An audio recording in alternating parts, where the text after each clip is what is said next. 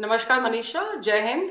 देखिए, इसको एक जहाज पकड़ने की घटना कहकर हम डिसमिस नहीं कर सकते। हम्म। एक्चुअली अमेरिका जो है बहुत ज्यादा स्ट्रैटेजिक सिग्नलिंग इस टाइम कर रहा है। वो लोगों का पेशेंस चेक कर रहा है और ग्रे जोन को नॉर्मलाइज कर रहा है। जो वेनेजुएला में हुआ वो भी एक ग्रे जोन था जिसको उसने क्रॉस किया, एक रेड लाइन थी उसको क्रॉस किया। अब वो क्या कर रहा है कि रशिया की क्रेडिबिलिटी को हम्म। कमजोर करने की कोशिश कर रहा है। देखिए, ये हम्म। एक आधुनिक जो युद्ध नीति है जिसको हम्म। हम मॉडर्न वॉरफेयर कहते हैं, उसका एक बहुत ही उम्दा उदाहरण है। ऐसा नहीं है कि पहले लोगों ने इस तरह की कार्रवाई नहीं की है। हम्म। इससे पहले ईरान ने भी ब्रिटेन के जहाज को द स्ट्रेट ऑफ हॉर्मुज में इस तरीके से पकड़ा था। लेकिन इसमें जो है ये ग्रे जोन एग्रेशन क्यों कर रहा है कि वो रशिया का पेशेंस चेक कर रहा है कि हम कहां तक रशिया को पुश कर सकते हैं। और उसमें हम्म। उसने जो अमेरिका ने एक अच्छी बात की है, उसने क्या किया था, उसने कहा कि हमने इसको तब वार्निंग दी थी कैप्टन को जब इस पर किसी का भी जहाज नहीं किसी का भी झंडा नहीं लगा हुआ था। ये अटलांटिक में विलुप्त हो गया, उसके बाद में थोड़े हम्म। समय के बाद वापस आया तो इस पे रशिया का झंडा लगा हुआ था। तो क्लासिकली हमने रशिया के जहाज को नहीं पकड़ा है। हम्म। और दूसरा, इसमें एक और जो चीज की है, उसने रशिया को यह बताने की कोशिश की है कि हम आप पे अटैक नहीं कर रहे हैं, हमने तो हम्म। ऐसे एक जहाज को पकड़ा था जो किसी का नहीं था। हम्म। अब बाद में अगर आप क्लेम कर रहे हो तो वो बात की बात लेकिन है, लेकिन लेकिन उस पर अटैक रूसी आपने नहीं फ्लैग किया था, है। लेकिन उस पर मैम रूसी फ्लैग था, रूसी झंडा था उसके बाद भी। बीच में हाँ। बीच में जो कार्रवाई हुई है, देखिएगा, हाँ। जो आप घटनाओं को अगर देख, जब इस ये किसी का इस पे झंडा नहीं था हम्म। जिसको इन्होंने चेज किया है, जिसके पीछे रशियन शैडो फ्लीट चल रही थी। अच्छा, हाँ। मैं आपको बताती हूँ कि शैडो फ्लीट और एस्कॉर्टेड फ्लीट में एक फर्क होता है। हम्म।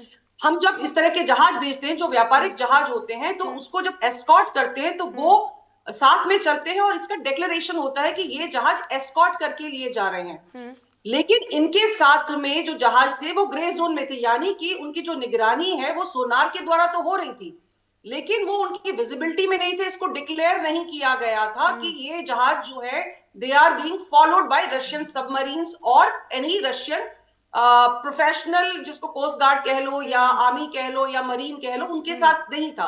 हम्म। तो ये जो ग्रे जोन की जो हम बात कर रहे हैं, यही वह चीज है कि अगर आप डिक्लेयर नहीं करते हैं, देखिए, आप हमें पता है कि रशिया का जहाज है, ये जग जाहिर बात है। लेकिन इसको पेपर पे जो कवर करने की कोशिश हम्म। है कि अमेरिका एक तरफ से बता रहा है कि हमने आप पे अटैक नहीं किया है। जैसे लेकिन जैसे वेनेजुएला लेकिन पर, जैसे वेनेजुएला के राष्ट्रपति को उठा लेने के बाद, उनकी किडनैपिंग के बाद अमेरिका कह रहा है कि हमने ये कानून के अंतर्गत किया है।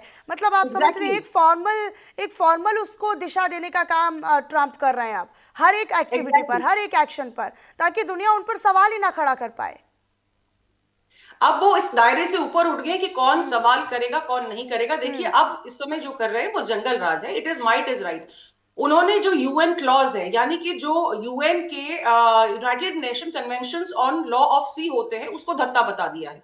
देखिए, कायदे में ये होता है, अगर कोई जहाज आप कहीं जा रहा है, उस पे किसी पर्टिकुलर कंट्री का झंडा है, हम्म। तो वो उस कंट्री के अंतर्गत आता है, अनलेस कि वो कुछ चीजें ऐसी कर रहा हो जो लॉ के खिलाफ है। जैसे हम्म। उसमें अगर स्लेव्स हो, या वो पायरेसी कर रहा है, हाँ। या उसमें कोई झंडा ना लगा हो, या उससे कुछ ऐसी अनैतिक कार्रवाई हो रही हो, तो उस स्थिति में कोई और देश उस पर हमला कर सकता है। हम्म।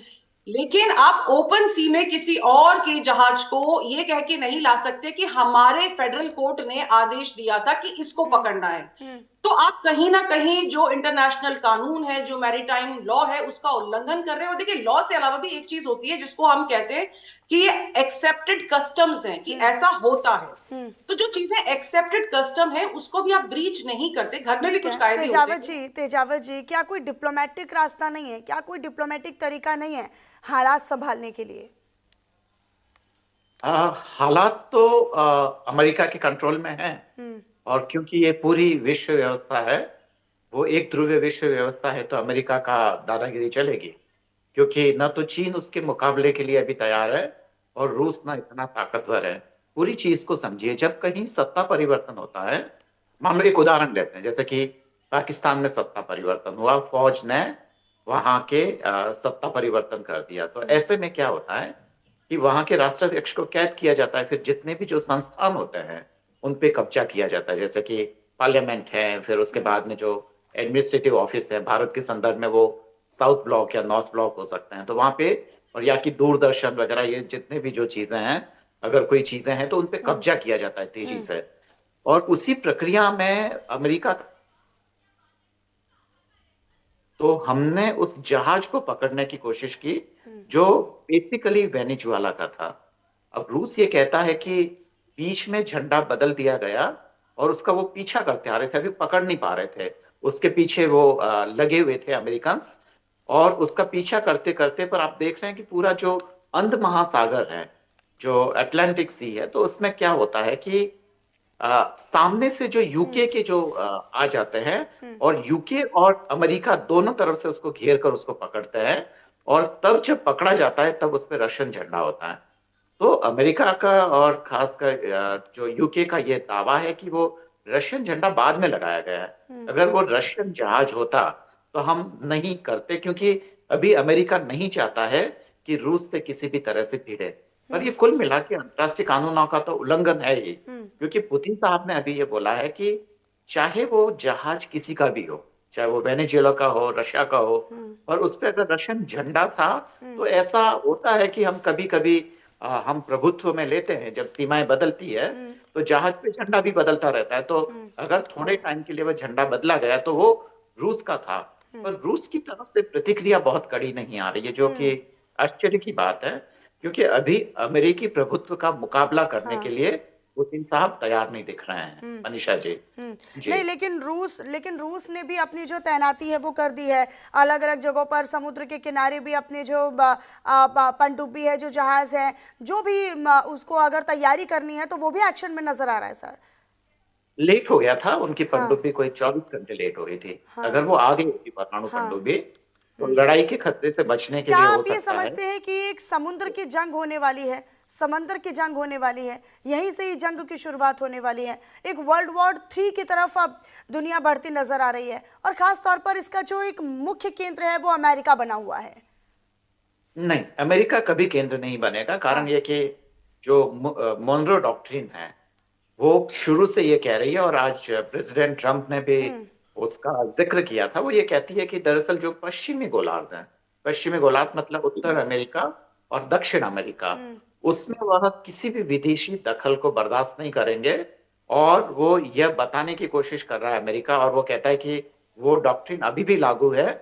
यहाँ जो लैटिन अमेरिका और पूरे उत्तर अमेरिका में अगर किसी का प्रभुत्व चलेगा तो वो अमेरिका का ही चलेगा, उसमें वह विदेशी शक्तियों को बर्दाश्त नहीं करेगा। भारत के संदर्भ में अगर ये ले तो भारत ये कह सकता है कि वह दक्षिण एशिया में चीन का प्रभुत्व स्वीकार नहीं करेगा।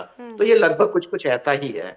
अब लड़ाई की जहां तक बात है, देखिए अमेरिका ने जब वेनेजुएला के घरेलू आंतरिक मामलों में अंतर्राष्ट्रीय कानूनों का उल्लंघन करते हुए वहां के राष्ट्राध्यक्ष को पकड़ के अपने अमेरिकन कोर्ट में हाजिर कर दिया, जो कि सरासर मतलब बहुत ही अकल्पित है। तो अब मुझे नहीं लगता है कि अगर ताइवान पे कल को चीन कब्जा करता है तो अमेरिका कुछ कर पाएगा। हालांकि ट्रम्प साहब ने धमकी जरूर दी है कि अगर ऐसा होगा तो हम ये कर लेंगे, वो कर लेंगे, पर बहुत सारी चीजें हैं। और मुझे लगता है कि ये जो दुनिया है एक ऐसे युद्ध के खतरे से बिल्कुल ही सशंकित है, जिसमें कि वाकई लगता है कि बहुत नुकसान होने वाला है। और पूरी तरीके से ये जो लड़ाई है वो कोई नैतिकता की लड़ाई नहीं है। ये जो बड़े बड़े कॉर्पोरेट्स हैं जिनको तेल चाहिए, वहां अमेरिका में गाड़ियां चलाने के लिए, लॉस एंजल्स के क्लब चलाने के लिए वो तेल चाहिए या खनिज चाहिए। फ्यूचर वो देख रहे हैं कि जो कॉपर है और खासकर जो सिल्वर है, ये सारे जो नई टेक्नोलॉजी है, खासकर बैटरी से चलने वाले जितने भी व्हीकल्स हैं, उनमें इन सब चीजों की जरूरत पड़ती है। तो बस ये पूरी अंधी दौड़ है जो लालच की लड़ाई है। और उसमें भारत भी शायद मुझे नहीं लगता है कि ज्यादा कड़ी प्रतिक्रिया देगा, क्योंकि भारत का $1 अरब फंसा हुआ है। और अगर वहां से क्रूड ऑयल आता है, जिसकी संभावना भी मुझे लगती नहीं है, पर आता है, तो इसका फायदा जो है वो रिलायंस को हो सकता है। तो देखते हैं कि क्या होता है, हाँ, भारत क्या अच्छा करता हिमांशी जी, ये कार्रवाई, ये जो कब्जा किया गया है और जो लगातार डोनाल्ड ट्रंप और उनका कमांडो, उनके सैनिक जो हैं वो लगातार कब्जा कर रहे हैं, जब्त कर रहे हैं, ये ऐसे समय पर हो रही है जब हाल ही में अमेरिका ये